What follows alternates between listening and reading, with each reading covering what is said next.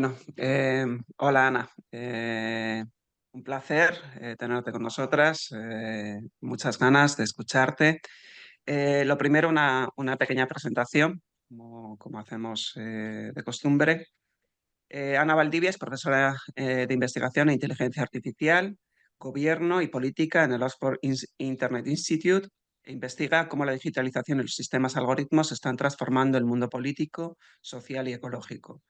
Con formación en matemáticas e informática, su investigación se centra en el impacto de las IA en las comunidades locales, las fronteras y los territorios. Su trabajo actual pretende examinar el impacto medioambiental de la IA en toda la cadena de suministro, desde la extracción de minerales hasta la fabricación de chips, centros de datos y vertederos de residuos electrónicos. También está interesada en analizar la resistencia y las opresiones algorítmicas desde una perspectiva feminista. Y yo añadiría unos temas para que entendamos un poco la complejidad y también la riqueza de tu trabajo y de tu investigación. Temas en los que has trabajado, la migración, la justicia penal, el legado colonial y racial de la biometría, seguridad fronteriza, violencia de género, eh, auditando algoritmos para instituciones, en este caso para el gobierno vasco, ¿no? Que es como yo te conocí con ese vídeo, y colaborando sobre todo, ¿no? De una forma transversal con académicos de diversas disciplinas, ciencias políticas, filosofía y derecho. Así que, bueno, la verdad, emocionados de tenerte y con muchas ganas de que le pongas cara y que nos ayudes a dejar de abstraer, ¿no?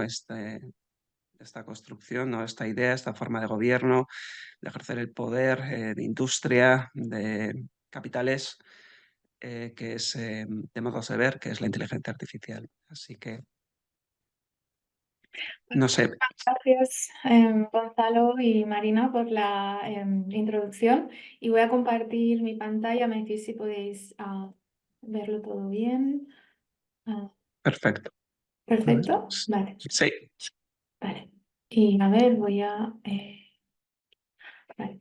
Pues de lo que me gustaría hablar hoy para esta ponencia de ensambles y fiebre es una investigación reciente que he titulado como La cadena de suministro capitalista de la inteligencia artificial, fricciones, paradojas y controversias de la materialidad algorítmica. Tengo que resaltar también que esto lo estoy transformando como en un libro que próximamente firmaré con Bristol University Press, en la que haré como un recorrido de esta cadena de suministro, ¿no? Desde la extracción de minerales, cómo se manufacturan los chips, los centros de datos y los desechos electrónicos de la inteligencia artificial para hacer ese ejercicio, ¿no? de desabstracción quizá de la inteligencia artificial, ¿no? Entonces, bueno, pues es un honor participar en este evento, en esta actividad, y espero que os resulte interesante la investigación. Entonces, me gustaría empezar con un ejercicio que siempre realizo a mis estudiantes aquí en la Universidad de Oxford, que es buscar en vuestro buscador de imágenes favorito imágenes relacionadas con el concepto inteligencia artificial. Entonces, el ejercicio se basa en abrir vuestro buscador, buscar imágenes que estén relacionadas con inteligencia artificial. Entonces, hacer un análisis de qué es lo que veis, ¿no? Entonces, normalmente cuando se realiza este ejercicio tenemos un resultado como el siguiente, ¿no? Vemos unas imágenes de robots humanoides que suelen ser de color blanco y también con un fondo azul, azul oscuro, ¿no? Que es como la sensación de innovación, de tecnología. Incluso como pulcritud, ¿no? Todo está limpio, no hay suciedad. Y también vemos como muchas veces aparece ese patrón de la imagen de las dos manos, de la mano del robot y la mano del humano tocándose y creando la panacea de la tecnología y de la innovación, ¿no? O sea, haciendo este ejercicio vemos que clarísimamente existe una narrativa que se ha construido a raíz de la inteligencia artificial con ese robot humanoide de color blanco en un fondo azul. Y esta narrativa, como a mí también me gusta llamarla como un mito, ha sido creada por académicos, periodistas de la industria tecnológica, que nos han hecho creer que la inteligencia artificial o la imagen que tenemos que tener de inteligencia artificial es esta. Entonces, mi investigación en lo que se basa es en desmitificar un poco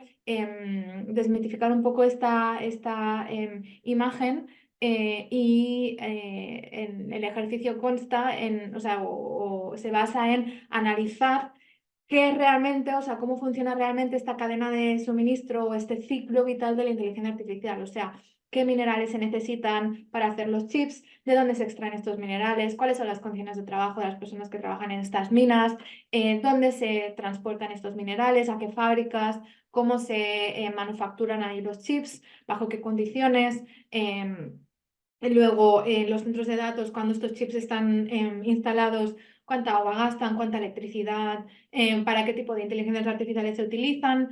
Y luego al final del ciclo es cuánto duran estos chips en estos centros de datos, ¿no? Y cuál es dónde se desechan, y ahí donde se desechen, qué tipos de conflictos se crean, ¿no? Porque sabemos que la basura electrónica pues tiene un coste medioambiental y social bastante alto, y el que está relacionado con la inteligencia artificial, pues muy poco se habla.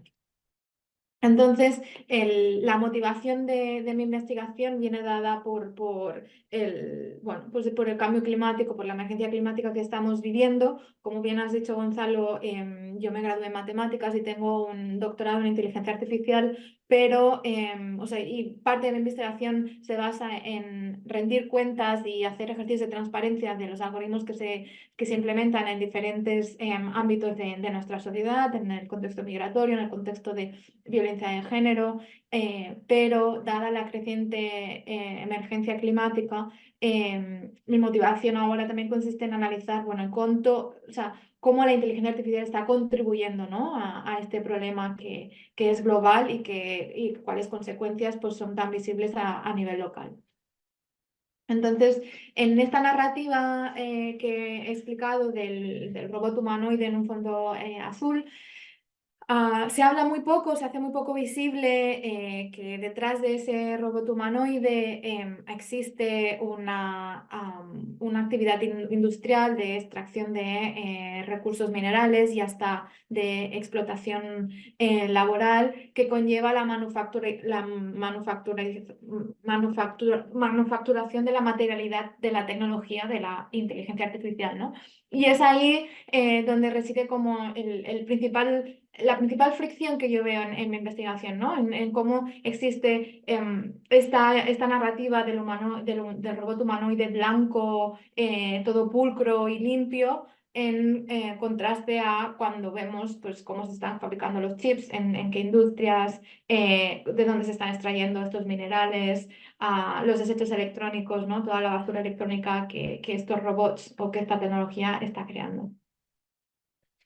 Luego aquí hay espera, voy a quitar el sonido. Entonces, el tema de analizar también por qué poner el foco en la inteligencia artificial y no ponerla en otros tipos de tecnologías, es porque cuando analizamos el market capitalization de las diferentes empresas a nivel de los años, hemos observado cómo en los últimos años las empresas más poderosas, las que acumulan más capital, son aquellas que están relacionadas con tecnología y más específicamente también con inteligencia artificial. Y estas son pues Google, Microsoft, Apple, y ahora también está siendo Nvidia y TSMC. Nvidia es una empresa que está cogiendo bastante poder en los últimos años. De hecho, ya se dice que ha sobrepasado a Microsoft en cuanto a poder capital, porque es la que diseña y distribuye los chips relacionados con la inteligencia artificial, que se llaman las GPUs, ¿no? Son las que es la empresa a que a nivel mundial pues acumula un porcentaje del mercado bastante alto a la hora de distribuir y vender estos chips. Creo que tiene como más del 80% del mercado. Entonces, estas empresas cada vez están acaparando más capital a base de desposeer otras personas de tierra, de agua y otros recursos naturales a comunidades locales, ¿no? Así como decía el geógrafo David Harvey en 2004. Entonces, la industria está creciendo a nivel de acumulación de capital, o sea, no solo ya son las más poderosas, sino que están acumulando más capital que cualquier otro grupo de empresas a lo largo de la historia, sino que también su tecnología crece. Los modelos del lenguaje natural cada vez son más grandes porque tienen lo que llamamos dentro del campo de la inteligencia artificial como hiperparámetros. Los hiperparámetros son como configuraciones, son variables que tú tienes que configurar para calibrar un modelo, ¿no? Entonces, yo cuando empecé mi doctorado, yo podía entrenar algoritmos dentro de mi computadora, dentro de mi ordenador, porque mi ordenador tenía la capacidad, pero un ordenador ya no tiene la capacidad de entrenar estos algoritmos hoy en día, ¿no? O sea, no puedes entrenar, por ejemplo, el modelo fundacional de ChatGPT, GPT-3 o el de 3 o 4 dentro de tu computadora, sino que necesitas de servidores más potentes que están almacenados en centros de datos, ¿no? Entonces, así como la industria tecnológica está acumulando más capital, sus modelos algorítmicos también están acumulando, pues crecen, ¿no? en tamaño porque cada vez pues, se necesitan más hiperparámetros. Y esto se traslada a que cuanto más hiperparámetros necesita un modelo para entrenarse, más horas de cómputo, más energía, más agua. Entonces, esto se ha trasladado a que en los últimos años los centros de datos se han convertido también en un objeto claro de investigación debido al boom que está habiendo, ¿no? en esta infraestructura. Y de hecho, esto también se ha trasladado en que se consume, cuanto más centros de datos se construyen, pues más energía y más agua van a utilizar. Entonces, a mí me gusta mucho este artículo que hablaba sobre el boom, ¿no? Del uso de la electricidad de los centros de datos debido a la inteligencia artificial. Entonces dicen que después de consumir, o sea, que hay estimaciones de que los centros de datos utilicen o sea, que para 2026 utilicen tanta electricidad como utiliza Japón hoy en día, todo el país de Japón hoy en día. Y la verdad es que cuando ponemos si equiparamos todos los centros de datos, los pusiéramos como en un solo país y viéramos la cantidad de electricidad que gastan, pues en 2022 gastaron 460 teravatios la hora, ¿no? Que es muchísimo más que algunos países en diferentes zonas geográficas. Entonces, el marco de investigación se da gracias a un proyecto que recibí de la British Academy y también gracias al apoyo de mi institución académica, el Oxford Internet Institute, en el que analizo las cadenas de suministro de la inteligencia artificial combinando metodologías cuantitativas y cualitativas. Así como mi background en matemáticas e inteligencia artificial, pues utilizar esos mismos algoritmos que no utilizan tanta energía porque hay algoritmos que son más frugales, ¿no? Utilizan menos energía y menos agua, pues utilizar esos algoritmos para saber más y conocer y entender cuál es el impacto medioambiental del ciclo, ¿no? Del ciclo vital de la inteligencia artificial y realizar metodologías que evalúen cuál es el impacto medioambiental, que lo cuantifiquen y lo cualifiquen, porque no solo nos tenemos que quedar con el número, también es importante ir a visitar esas zonas y ver qué tipos de fricciones pueden estar apareciendo, ¿no? en relación al impacto medioambiental de la industria de la inteligencia artificial.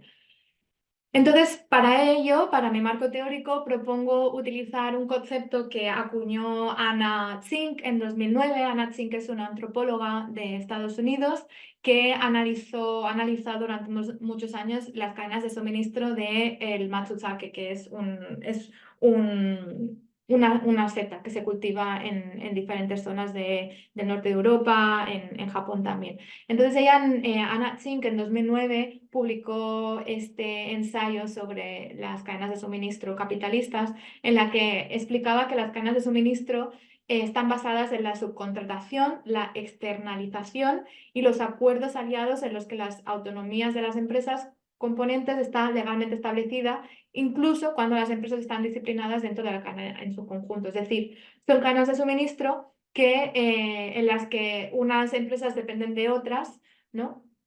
Y existe siempre como una jerarquía dentro de esta cadena de suministro, ¿no? Siempre existe como varias empresas que son como las más globales o las más prominentes, las más conocidas, pero sus servicios siempre son externalizados y subcontratados a otras empresas porque sin esos servicios, pues, o sin esas operaciones no podrían extraer más capital, ¿no? Otra de las características que Anna Tsing hablaba sobre las cadenas de suministro es que son más difíciles de controlar que las corporaciones, o sea, que una sola corporación o las burocracias estatales. Es decir, las cadenas de suministro son tan opacas y son tan difíciles de controlar que no existe metodología que sea eficaz a la hora de traer transparencia, ¿no? A estas cadenas de suministro.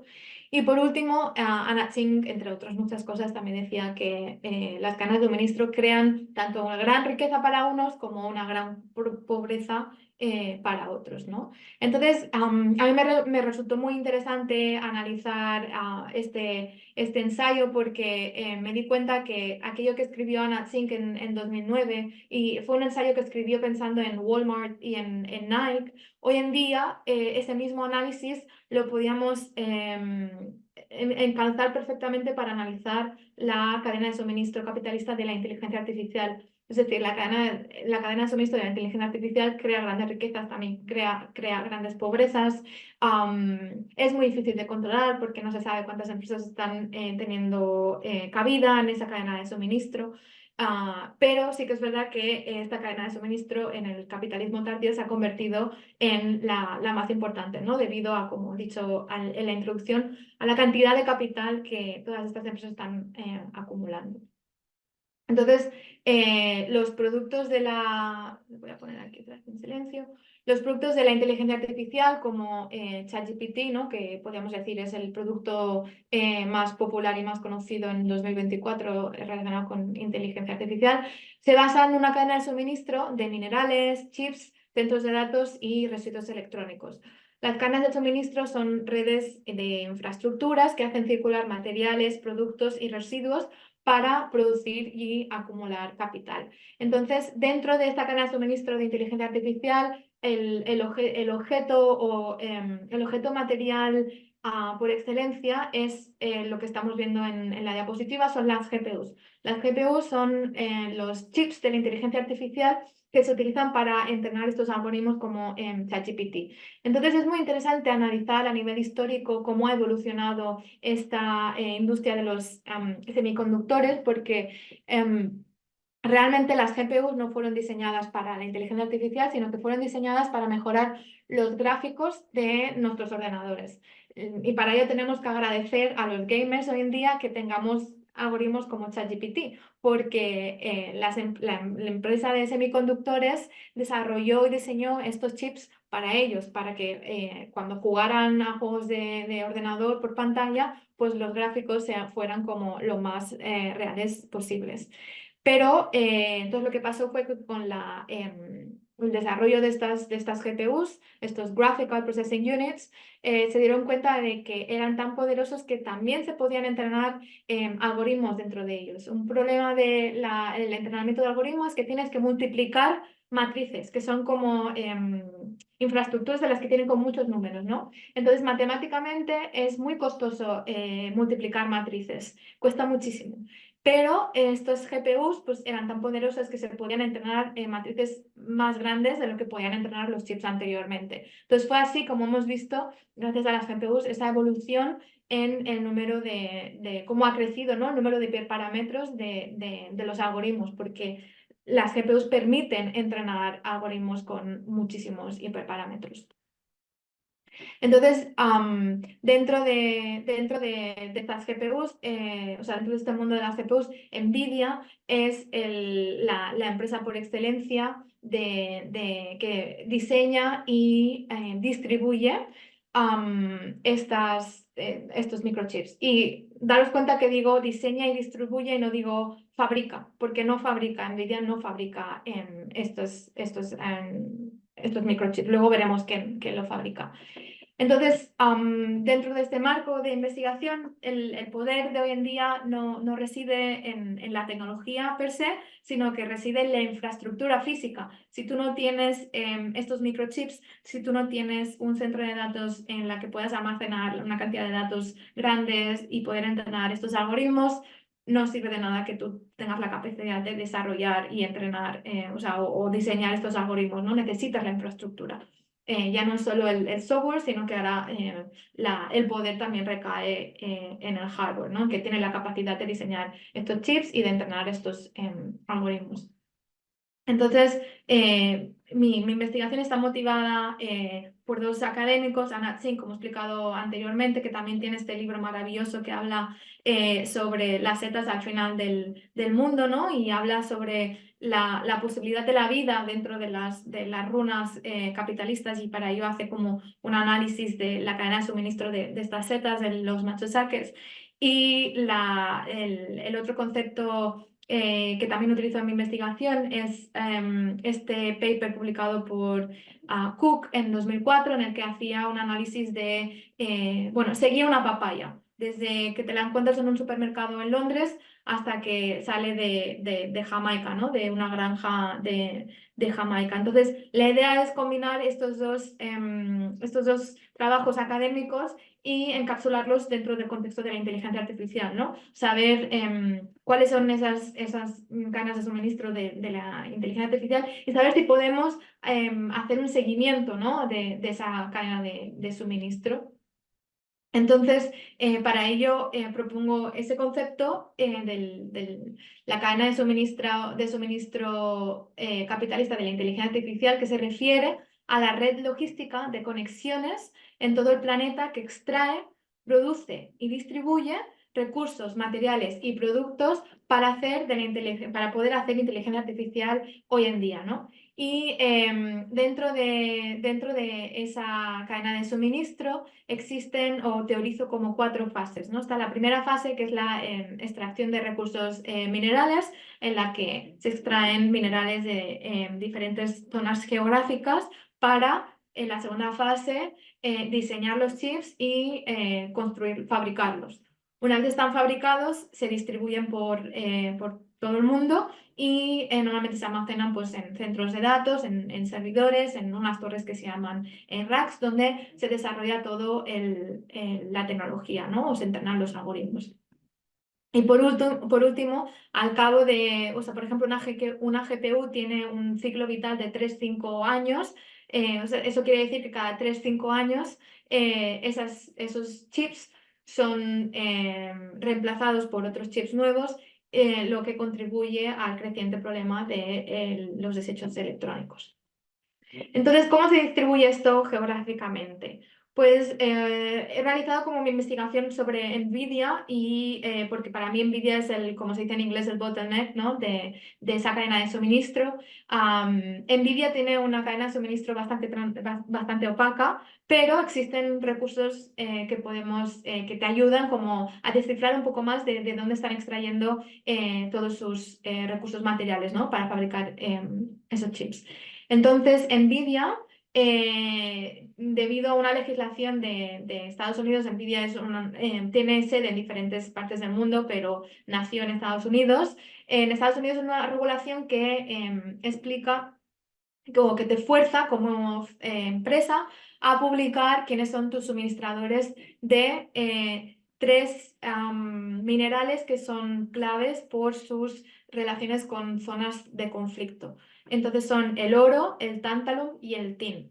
Entonces NVIDIA tiene que cada año publicar un informe en el que explique de dónde está extrayendo tantalum, tin y oro del mundo. Entonces, gracias a ese informe podemos observar que Nvidia está extrayendo oro de Colombia a través de esa empresa llamada Metales Procesados Industriales, está extrayendo tungsten de Brasil a través de esa empresa llamada Mineracao Taboca, está extrayendo tin de China a través de Chin Tin Group, está extrayendo tantalum de Kazajistán a través de esa otra empresa llamada Ulva Metallurgical Plant y todos estos actores extraen esos minerales y son enviados a TSMC. TSMC es la empresa a nivel mundial que tiene la capacidad de fabricar chips.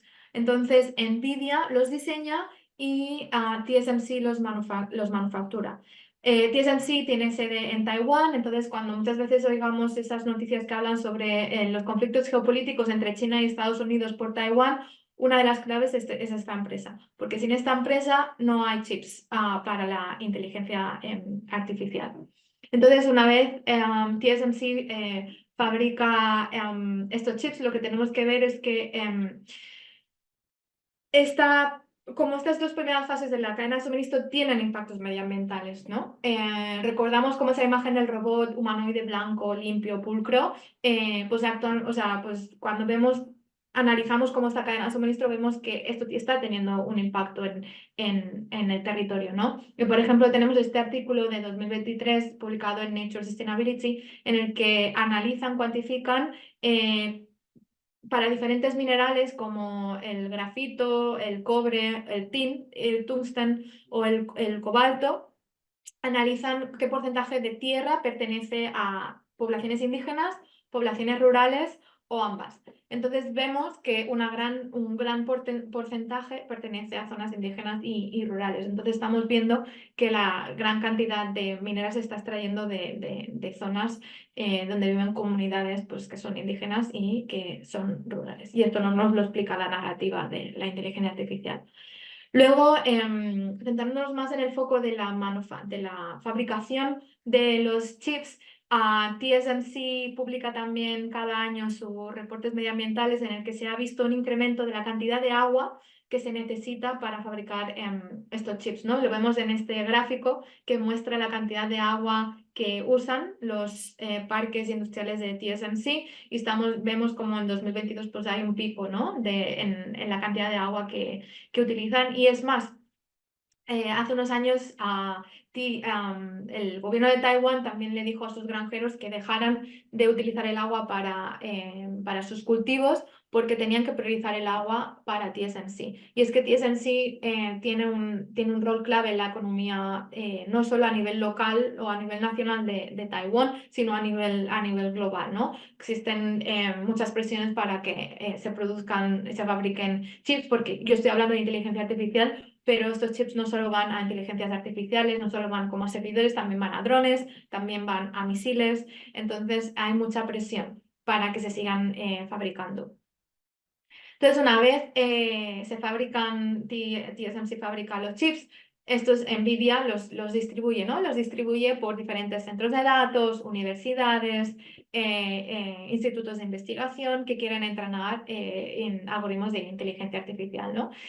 Entonces, aquí es también donde entra como la etapa del desarrollo de la tecnología, donde también vemos como estas personas que etiquetan datos, ¿no? Que un reciente compañero en el Oxford Internet Institute ha publicado un libro en el que habla sobre lo que tenemos que hacer visible, ¿no? Esa mano de obra que trabaja en etiquetar datos y que es también muy precaria, ¿no? Entonces, bueno, una vez tenemos esa tecnología desarrollada, cada 3-5 años los chips se tienen que renovar, entonces estos se envían a vertederos electrónicos que, bueno, los más conocidos están en Ghana y Kenia, pero existen en cualquier localidad geográfica que nos pongamos a pensar.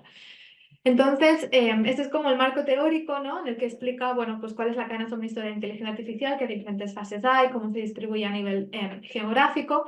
Entonces, dentro de este marco teórico, mi investigación también se basa en analizar cuál cuál es la parte empírica, ¿no? O sea, cuando vamos a hacer trabajo de campo en estas diferentes zonas geográficas, ¿qué aparece, ¿no? ¿Qué fricciones, qué paradojas, qué controversias aparecen en cuanto a gobiernos, empresas privadas y comunidades locales? Entonces, mi primera expedición etnográfica ha sido en México, en la que estuve 3 meses investigando una zona del norte de México que se llama Querétaro, y en Querétaro tuve la suerte de conocer a la población de Maconí. Maconí es una zona rural del estado de Querétaro y se manifestaron, como vemos en esta presentación, se manifestaron el año pasado delante del Ayuntamiento de Querétaro. Caminaron 5 días para llegar de su comunidad al ayuntamiento para pedir agua, porque esta gente no tiene agua en sus propias casas. A pesar de que una comunidad indígena y rural, bueno, me explicaron que sus fuentes de agua, sus recursos de agua se han acabado. Y esto es debido como a diferentes factores, ¿no? Entonces, a mí me creó como también mucha curiosidad ver que Juan, que es esta persona que vemos aquí caminando, me decía que no tenía ni para agua ni para regar el nixtamal, que el nixtamal es una... Es una masa, bueno, es una planta de la cual salen unos granos, y de esos granos se hacen unos granos de maíz, se hace una masa, y esa masa es una masa muy típica en la cocina tradicional e indígena de México, ¿no? Entonces, vimos, o sea, me di cuenta que la lucha de Juan estaba relacionada con una infraestructura hidráulica en México, que es la más importante a nivel nacional, en la que se extrae agua de esa localidad de Maconí, esa localidad de Juan, se extrae agua, y esta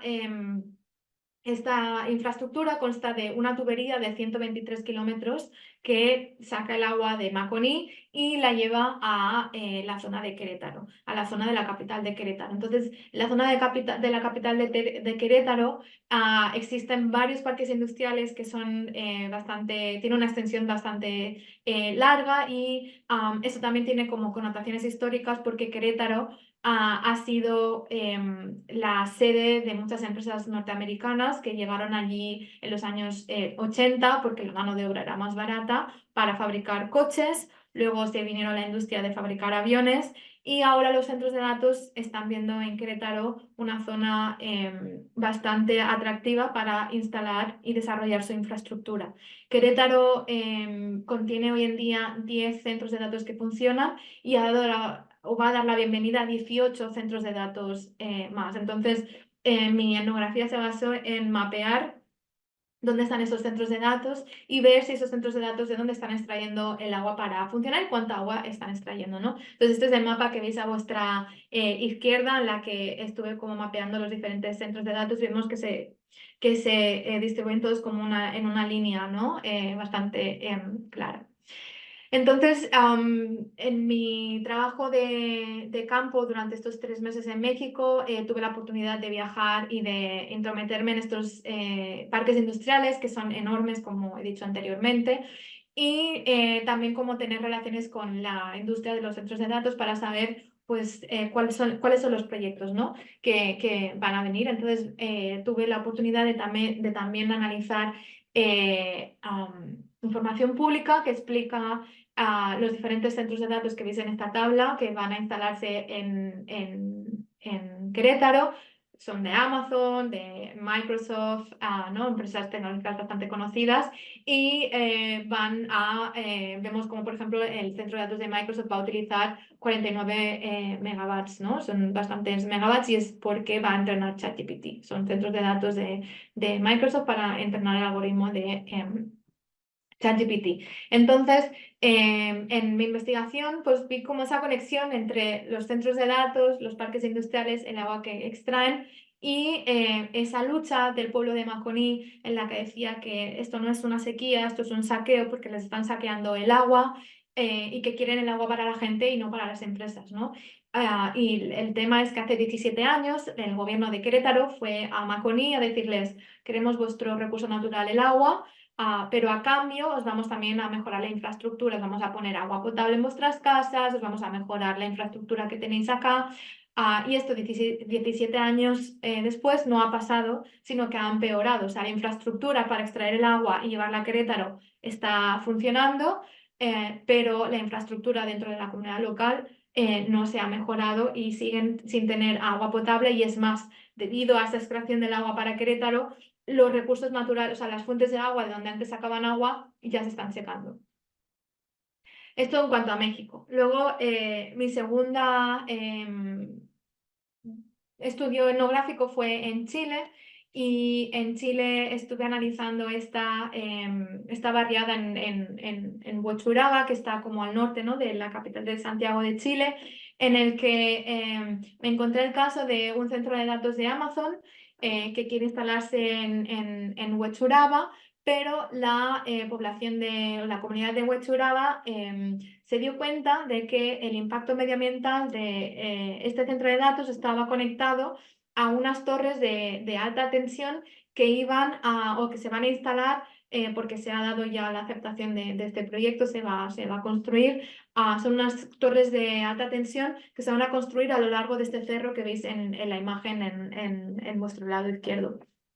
Entonces, la población de Maconí tiene, perdón, la población de Huechuraba tiene una conexión bastante espiritual y hasta familiar con este cerro, ¿no? Porque de este cerro antiguamente pues cultivaban, también hacen sus actividades a nivel ¿no?, de ocio. Lo asocian mucho pues a esa tradición, ¿no? Incluso las personas que tienen como una espiritualidad más, pues, más relacionada con las espiritualidades de la filosofía mapuche, también pues tienen como una sensación de protección, ¿no?, hacia ese cerro, porque les dan hasta una idea de un espíritu que hay natural que hay que proteger, ¿no? Entonces, la población de Huechuraba ha estado en lucha constante con Amazon. De hecho, invitaron a Amazon a venir a Huechuraba y vinieron, pero se fueron. La reunión acabó sin ningún resultado, porque se fueron la gente de Amazon a los gritos de la población diciendo que Amazon aquí no. Y una de las frases que la población local les dijo a Amazon fue: si tantos beneficios va a aportar, ¿no? Porque Amazon vino a la comunidad local diciendo: bueno, vuestra conexión os va a mejorar, esto va a traer como más puestos de trabajo. Una de las respuestas que la comunidad local dio a Amazon fue: si tantos beneficios esto va a aportar a la comunidad, ¿por qué no os lo lleváis a un barrio rico, ¿no? Como diciendo, todos los barrios ricos siempre reciben como todos los beneficios, si tantos beneficios va a traer llevároslo a un barrio rico. Entonces, como he dicho anteriormente, este proyecto se ha aceptado, el gobierno de Chile lo ha aceptado y se va a construir en los próximos meses.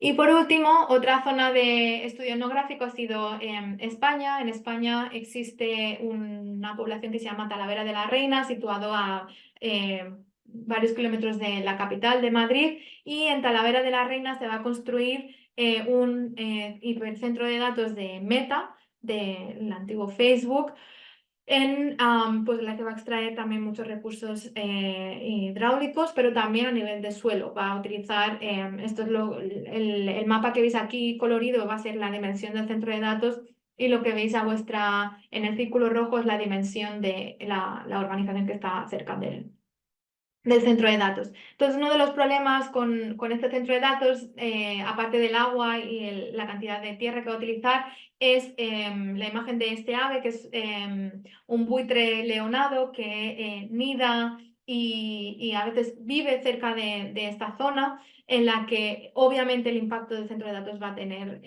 pues, bastante que ver con cómo va a cambiar, ¿no?, la vida de las especies en esta zona, ¿no? Entonces, yo tuve la oportunidad de leer el informe de medioambiental y, bueno, la gente de Meta decía que esto no va a impactar en las aves y las conclusiones las sacaron de hacer 6 incursiones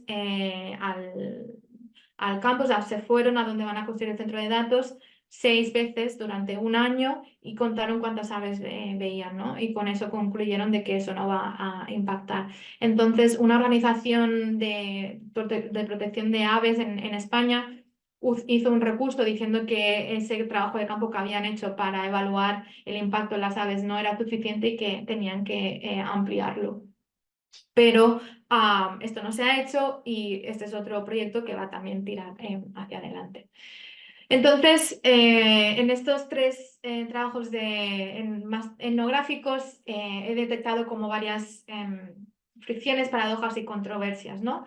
Las fricciones que aparecen son relacionadas con el agua que utilizan los centros de datos, la electricidad, el uso de la tierra y también su impacto en seres no humanos, ¿no? Como los pájaros, los insectos. Las comunidades locales están muy al pie de lucha en cuanto a proteger esos entornos naturales en los que se va a construir una infraestructura de cemento, ¿no? La que va a contener muchos ordenadores. Luego existe la paradoja, se puede implementar la paradoja de Jevons en este trabajo, porque la paradoja de Jevons es un concepto económico que dice que por muy eficiente que hagas un recurso, si tú lo haces muchas veces deja de ser eficiente, ¿no? O sea, por muy sostenible que sea un centro de datos, si tú estás construyendo 100 centros de datos, van a utilizar muchísima agua, por muy eficiente que uno sea, ¿no? Entonces, el tema de la escala aquí es importante, ¿no? Y lo veo mucho, es una paradoja que me estoy encontrando mucho con los centros de datos, ¿no? Que dicen, bueno, somos el centro de datos más sostenible. Sí, pero si tenéis 100 centros de datos sostenibles, pues todo deja de ser sostenible, ¿no?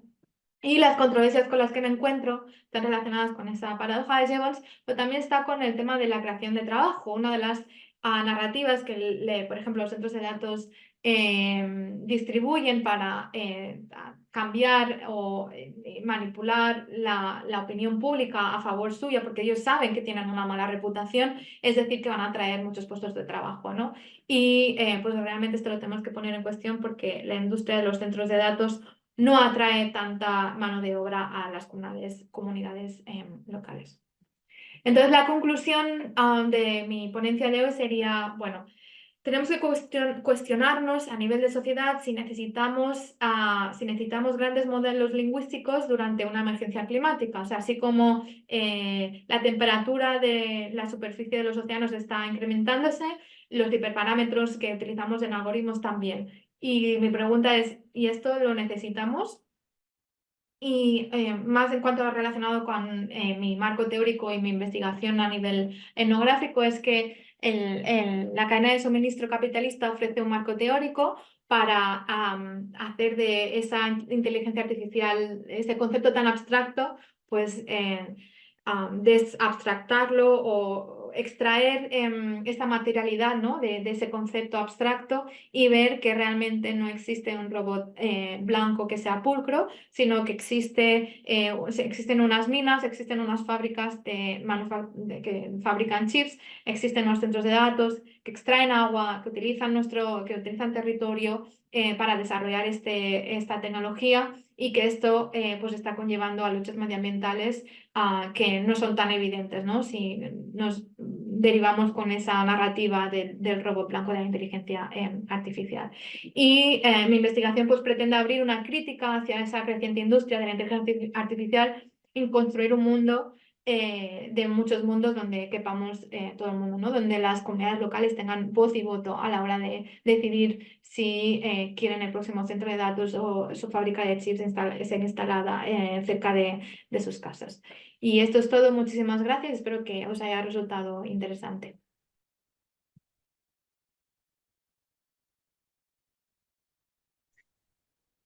Muchas Bueno, gracias. interesante muchísimo. También desolador. Bueno, está Malu con nosotras también. Malu, esta no te la pierdes, ¿eh? Hola, ¿qué Es por, tal? o es por la hora. Un mix, un mix. Oye, Ana, muchas gracias. A ver, son muchas las preguntas que me surgen. Antes quiero una anotación un poco cáustica, pero bueno, que responde mucho a esto que estás hablando. El 23 de abril, San Jordi 2024. Yo me despierto y leo una noticia. Pedro Sánchez, presidente del gobierno español, está leyendo y está leyendo sobre inteligencia artificial. Sabes que la SER pues pregunta a ver qué estás leyendo el día de San Jordi, como si no leyésemos todos los días, y le pregunta qué está leyendo a Pedro Sánchez. Y Pedro Sánchez dice, estoy leyendo sobre inteligencia artificial porque me interesa mucho este tema. Y entonces pone tres nombres con tres títulos y a mí me dan ganas de, bueno, yo qué sé, de volverme a la cama, sinceramente, y decir, ¿qué son estos tres nombres y por qué eso no sugiere o no nos muestra exactamente lo que está ocurriendo? Los tres nombres son, primero estaba leyendo a Henry Kissinger y yo lo primero que pienso es Henry Kissinger, es decir, ¿qué hace en principio un demócrata de izquierdas leyendo a un tipo como Kissinger? Kissinger cuando escribió sobre inteligencia artificial debía ser una momia, a no ser que le han contactado a través de un ejercicio de espiritismo y luego en serio. O sea, en serio, tenemos que hablar sobre Henry Kissinger, es decir, nos tenemos que poner desde en la inteligencia artificial en un equilibrio geopolítico donde básicamente lo que hacemos es ejercicios de imperialismo y no respetar, que fue lo que hizo este individuo, y no respetar democracias, de hecho, dinamitarlas. El segundo nombre, pues dejo el más polémico para después, el segundo nombre, la Batut. Y yo digo, bueno, ficción histórica.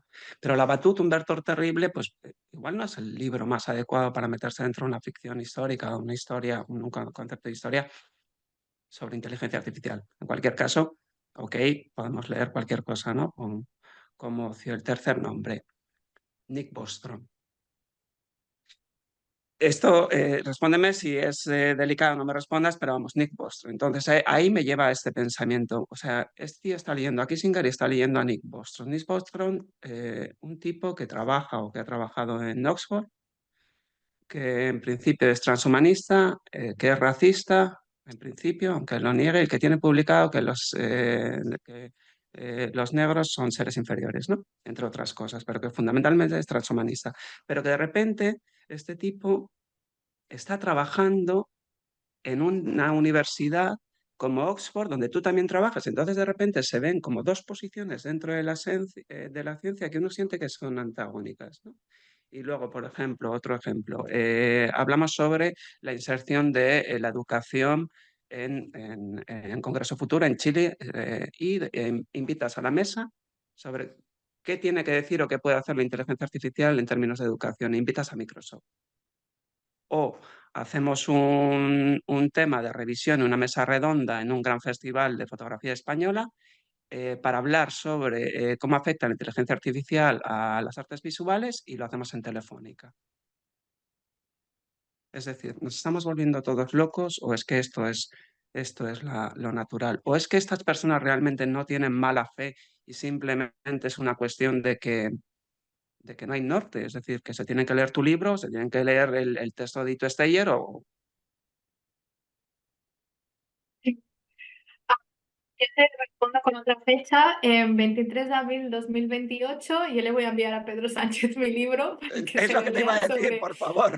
inteligencia artificial, porque sí, se publicará como para enero de 2028, si todo va bien, pero sí, o sea, yo no puedo comentar mucho sobre mi institución académica porque es al final quien me está como dando el salario con el que me pago el alquiler, pero sí que puedo hablar de las dificultades que tenemos las personas críticas dentro de instituciones académicas en desarrollar investigación que se considera activista. Estoy como muy enfadada porque cuando hay personas que dentro del campo de la tecnología están colaborando con empresas tecnológicas, que ya sabemos sus nombres, recibiendo dinero de estas empresas tecnológicas para blanquear su ética, esto no está tan puesto en cuestión como cuando una persona que realiza una investigación que es crítica, que el único objetivo de una investigadora con un espíritu crítico es mejorar la sociedad y cómo denunciar malas prácticas de, pues, ¿no? Industrias que no están haciendo bien sus impactos medioambientales, y industrias que no están siendo transparentes en cuanto a las condiciones laborales de sus trabajadores, pues lo tenemos un poco más difícil. Y se nos pone mucho en cuestión y tenemos contratos más precarios y pues a la hora de pedir, por ejemplo, subvenciones, pues lo tenemos muchísimo más difícil que una persona que diga, yo voy a hablar aquí sobre la superinteligencia, ¿no? Y los riesgos existenciales de la inteligencia artificial. Y es que el riesgo existencial de la inteligencia artificial es el cambio climático, ¿no? Y mientras estamos aquí hablando de cosas que sabemos que no van a pasar, estamos tapando otras como pues, poner en cuestión los daños, ¿no? que nuestra actividad industrial y capitalista pues, da, ¿no? y se refleja tanto en el territorio como en comunidades locales. En cuanto a una de las personas que ha referido el último libro, Nick Bostrom, la Universidad de Oxford le ha cerrado el centro. O sea, ya no tiene su centro de estudio humanístico, no sé cómo se que llamaba, se quedó sin financiación y le han cerrado el, el, el instituto. Entonces, también vemos que cuando la investigación, por muy status quo que sea, no trae como resultados que sean como pues, buenos o positivos, pues también vemos que acaba en una mala situación, ¿no? Que bueno, él creo que decía que estaba cansado de la burocracia o algo así que le traía el instituto. Normal que se canse de la burocracia, le impide de alguna manera llegar de forma más directa a las cosas, ¿no? Mm. Sí, pero también, por ejemplo, Kate Crawford, que estuvimos hablando un poco sobre ella. Kate Crawford, cuando empiezas, a mí el libro me ha gustado mucho, he entendido muchas cosas, no sé de ella, pero hay esta idea paradójica. Lo primero que yo leo cuando leo sobre ella, digo, trabaja para Microsoft Research Institute, es decir, trabaja para Microsoft y dice las cosas que dice en este libro. O sea, es antagónico, ¿no? O eso, que Oxford te haga a ti un hueco y te esté haciendo posible que puedas decir lo que dices, pero también se lo hace a Bostrom, ¿no? ¿Están jugando con dos barajas o qué están haciendo? Yo no creo que haya una estrategia detrás. Yo creo que es bueno tener como diferentes perspectivas dentro de una misma institución. Y de hecho, era una de las cosas que te quería decir sobre Pedro Sánchez. Yo creo que tenemos que leer lo que dicen gente que no opina políticamente como nosotras, porque así no podemos construir como una contracrítica o un contra argumento, ¿no? Creo que es necesario. Leer sobre este tipo bueno, de personas dentro de la inteligencia artificial, ¿no? En cuanto a Kate Crawford, o sea, a mí el libro me sirvió mucho cuando lo publicó, pero me he dado cuenta que, por ejemplo, a mí el libro me está impidiendo mucho hacer mi investigación porque mucha gente me dice, bueno, pero es que lo que estás haciendo ya lo ha hecho Kate Crawford. Y es ya, pero es que Kate Crawford no ha hecho trabajo de campo, Kate Crawford no ha ido a un centro de datos, Kate Crawford tomó una foto de una mina de litio. El litio no tiene nada que ver con la inteligencia artificial. Porque el litio se utiliza para baterías. El litio, si tú quieres estudiar coches eléctricos o incluso en los centros de datos porque hay baterías de litio, vale. Pero tiene un rol muy secundario dentro de la inteligencia artificial. Mm. Sí, yo quería hablar un poco de abstracción, de extracción, un poco llevarlo para que quien nos vea entienda lo siniestro que es y lo eficiente y lo sencillo que es este mecanismo, ¿no? Ya se presente a través de una película como Matrix o de esta idea, ¿no? De si te tienen pensando en un futuro posapocalíptico, en esta mitología construida, evidentemente te pueden robar la cartera, ¿no? Que es un poco lo que está ocurriendo. Cuando uno va al lenguaje, oye, has dicho 2028 tu publicación, espero que no sea en español 2028, espero que sea un error, sea 2025. No, no es, o sea, no he firmado ni el contrato, o sea, tengo el contrato en mi bandeja de entrada, no lo he firmado aún y no he empezado ni a escribir el libro. Ah, vale, vale, vale, vale. Creí que estaba ya más avanzada en forma de No, libro. no. Vale, vale, vale. La idea de abstracción, yo me remito mucho al lenguaje, ¿no? Y cuando uno pone apps como prefijo, ¿no? Enseguida aparecen palabras como, por ejemplo, separación o absolución o abstenerse. Y hay algo de esto, ¿no? A través de estos mecanismos de abstracción, pues yo llamo nube a algo tan siniestro como la empresa de Jeff Bezos, que tiene el 52% ¿no? de la nube. Y con este simple ejercicio de limpieza de imagen, ¿no? De repente desmaterializo mientras sigo extrayendo, ¿no? Pero parece un juego de niños. Es decir, le llamo nube, todo el mundo piensa que es algo abstracto, ahí voy a colgar todas las fotos mías y de mi familia, no hay ningún problema. Si me pide que me estoy quedando con espacio, pues son 5 euros, le meto los 5 euros o lo que sea y ya está, ¿no? Pero nos olvidamos que es como Nvidia, ¿no? Nos olvidamos que esto es una empresa, ¿no? Y que efectivamente desarrolla pues, un actor dentro de estas noticias que nos vienen de Taiwán, está amenazada, o Bolivia, con esta idea tremenda, este intento de golpe de Estado, eh, ¿no? Hace nada. Entonces, Sí, que nos hablases un poco de este mecanismo y por qué de repente nos es tan fácil caer, ¿no? En esta táctica, ¿no? sí. Yo creo que otra vez, no creo que, bueno, a lo mejor soy como muy optimista, pero no creo que haya sido como una estrategia hecha adrede el tema de utilizar este concepto de la nube para obscurecer o abstraer esta idea de la infraestructura material de la tecnología, ¿no? Yo creo que, bueno, todo viene de una etimología de las ciencias de la información que utilizaron como el concepto de cloud muchos años atrás.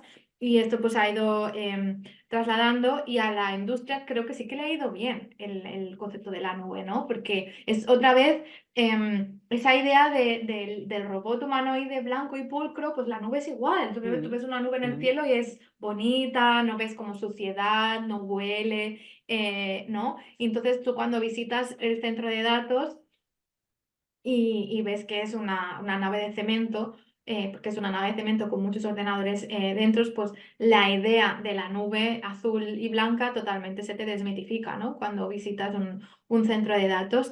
Pero creo que en los últimos 2 años, incluso últimos meses, creo que se está derivando mucho el foco a los centros de datos porque se están expandiendo y esa expansión ha hecho que llame mucho la atención tanto a académicas, periodistas y creo que a nivel de público general cada vez está habiendo más conciencia, ¿no? Sobre el tema de los centros de datos porque están afectando a diferentes comunidades locales, ¿no? Lo vemos en España, México, en Chile, aquí en Reino Unido, en Irlanda, ¿no? La comunidad está a pie de guerra porque les están quitando toda la electricidad.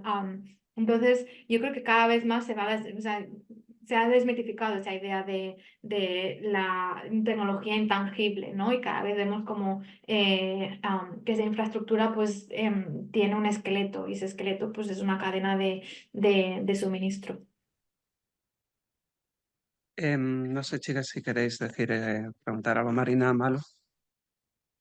Yo simplemente estaba pensando como a nivel de usuario varias cosas que yo creo que en este mundo hay una distancia tal entre la producción de objetos, todos esos sistemas y lo que tú utilizas ya cuando ya está producido y lo tienes en casa, que no solo son esas palabras como nube y tal que limpian ese detrás, sino también esa distancia que hay porque pasa con el consumo de carne o con, yo qué sé, cosas que si viéramos cómo se matan, como tal, y aunque lo vemos y vemos en qué situaciones están las vacas, no sé qué, tú vas al súper y ahí está tal y lo coges. ¿No? No todo el mundo, cada uno tiene un sistema de ser más coherente o menos, pero muchas personas, incluso no sabiendo y conociendo esa dentro de una, como que se vuelve a generar esa distancia cada vez que vas al súper y tú no ves eso que hay detrás, ¿no? Esa suciedad, sino que ves todo tal. Y entonces eso creo que con la tecnología es lo mismo, ¿no? Porque cuando piensas en los centros de datos, no ves esa limpieza de la nube, pero cuando tú abres tu interfaz en tu Apple, sí que hay un poco esa sensación de limpieza que no lo hay, que no existe en el mundo físico, ¿no? Porque tienes tus carpetitas, tal, bueno, puedes tener más o menos caos, pero tienes ahí tu mundo digital limpio, ¿no? Entonces, como que yo creo que también esa distancia, que por eso creo que es necesaria esta charla, porque de repente ir cada cierto tiempo recordándote que no es lo que tú ves en tu interfaz, que hay todo ese detrás. Y luego me preguntaba, pues claro, a nivel, entiendo que la diferencia por lo que has dicho, del incremento de este problema con la IA es que demanda mucha más energía, ¿no? Pero que realmente el problema tecnológico ya existía antes, o sea, en el sentido de, pues yo qué sé, estamos hablando de baterías de litio, pues todo el boom de la, yo qué sé, de la bici eléctrica, que ahora es como un, ¿no? También este rollo, las dos caras siempre, ¿no? De lo que es ecológico, lo que no. O sea, hay tantas cosas en nuestra vida ahora que tienen una relación directa con la tecnología que me pregunto eso, ¿no? Como cuál es el papel como usuaria para poder no contribuir tanto a este declive, porque no solo es, vale, dejo de utilizar Midjourney y tal, o voy a intentar alejarme un poco de esta IA, sino que al final la tecnología está, vamos, es que es desde que me despierto hasta que me acuesto, ¿no? Entonces, un poco para, para ver si hay algún camino o se puede lanzar alguna idea para cómo, cómo actuar un poco, Sí. así a nivel usuario. Me gusta mucho que me hagas esta pregunta porque me la hacen mucho y yo siempre contesto que a nivel individual creo que se nos da muchas responsabilidades. O sea, a nivel individual como ciudadana tú tienes que pues dejar de comer carne porque sabes que se carga ¿no? los purines. Mi madre es de un pueblo de Granada y se están cargando como el agua, la contaminar. Entonces, no tienes que comer carne, tienes que comprar menos ropa o comprar la ropa pues, que sea como de proximidad, los productos también que sean de proximidad porque así contribuye menos al cambio climático, ir en bici que no sea eléctrica porque el litio, y que si además de todo esto bueno, trabajar en una empresa que sea como ética, que tú te sientas a gusto, y que si además de todo esto le ponemos como, bueno, y ahora la tecnología. Ahora viene aquí Ana a explicarnos que la inteligencia artificial y mi como usuario digital está creando como muchos conflictos en España, en México, en Chile y vete tú a saber dónde más.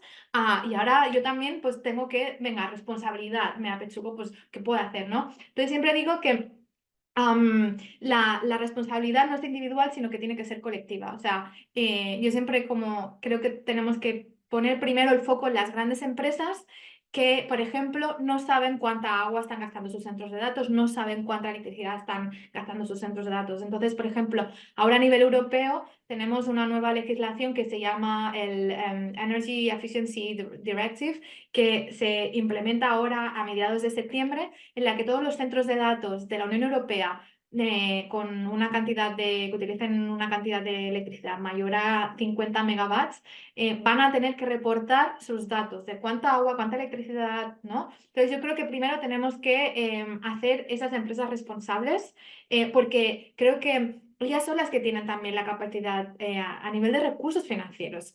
O sea, Google, Microsoft tienen la capacidad a nivel de recursos financieros de hacer de sus centros de datos más sostenibles, ¿no? Y eso va a ayudar a que a nivel individual, tú cuando estés utilizando el cloud de Apple, pues digas, vale, estoy utilizando el cloud de Apple, pero al menos sé que pues tiene en cuenta su cadena de suministro, tiene localizados todos sus suppliers, saben de dónde sacan los minerales, ¿no? Porque ellos también tienen una responsabilidad que aboga a nuestra como responsabilidad individual, ¿no? Entonces, bueno, me gusta mucho que me hagas esta pregunta porque siempre quiero, no, o sea, me gusta mucho hacer ese ejercicio de quitar responsabilidad individual, porque creo que ya demasiado tenemos con toda la que se nos viene encima, como ahora también decir, bueno, y ahora que... Pero bueno, no obstante, eso sería como lo primero que te diría, y lo segundo que te diría, hay alternativas, o sea, puedes utilizar nubes que son cooperativas, como por ejemplo en Barcelona creo que hay una cooperativa que se llama Somnubul, somos nube, en el que puedes utilizar, guardar ahí, almacenar ahí todos tus servicios.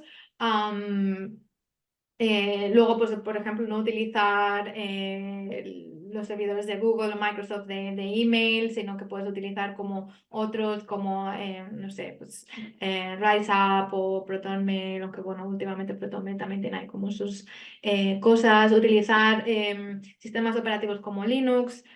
bueno, como que hay alternativas, pero tampoco quiero como imponer estas alternativas, sino que bueno, están ahí, las sabemos que hay, pero sobre todo dejar de como responsabilizarnos a nivel individual. Mm.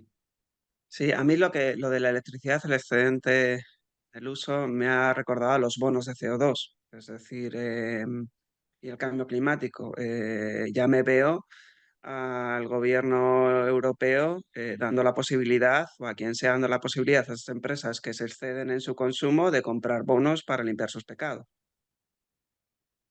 No creo, ¿eh? De hecho, la Unión Europea ha quitado el tema para, o sea, cuando tú como empresa tienes que reportar cuán sostenible eres, el tema de el carbon offset ya no se va a tener en cuenta. O sea, ya no van a tener en cuenta que tú te puedas descontar emisiones de carbono porque tienes un proyecto de carbon offset. O sea, eso está bien, ¿no? De hecho, lo decían, fui a un congreso de centros de datos de la industria y decían no invertir en proyectos de carbon offset porque ya no se va a tener en cuenta. O sea, hay que hacer como acciones dentro de nuestra infraestructura, que es la única manera en la que podamos dar credibilidad de que somos realmente sostenibles. Bueno, no sé si queréis decir algo más o liberamos ya. Ana, ¿no? Ana, Nada, muchas gracias. muchas gracias. Súper interesante Mm. y un placer escucharte. Muy No, nada, necesario, gracias yo a... creo. Nos dejas dándole vueltas a muchas cosas. Bueno, pues tenéis mi correo para cualquier como comentario, duda o cosa que encontréis. Como os he dicho, voy a empezar ahora como a escribir un libro sobre esto, entonces si queréis, o sea, cada capítulo va a hablar sobre una fase de las que, o sea, las que he presentado de la inteligencia artificial y su cadena de suministro. Entonces, si tenéis como algo para aportar al libro o pensáis, no sé, lo que sea, pues tenéis mi correo ahí también. Y bueno, pues espero que os haya resultado interesante y por favor no os vayáis con un sentimiento pesimista, o sea, porque siempre tengo también esa sensación de que tengo unas charlas muy pesimistas porque hay mucha gente haciendo cosas muy bonitas alrededor del mundo, o sea, por ejemplo, la gente de Maconí.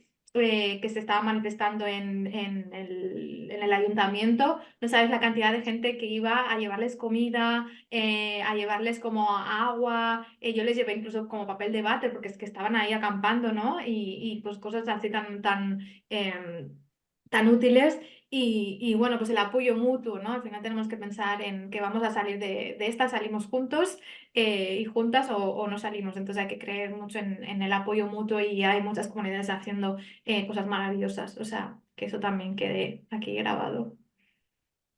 Bueno, sí, absolutamente necesario. Muchas gracias, Ana. Ha sido un placer y desde Ensambles queremos seguir de alguna manera llamando a tu puerta porque nos parece muy, muy interesante lo que tienes por decir.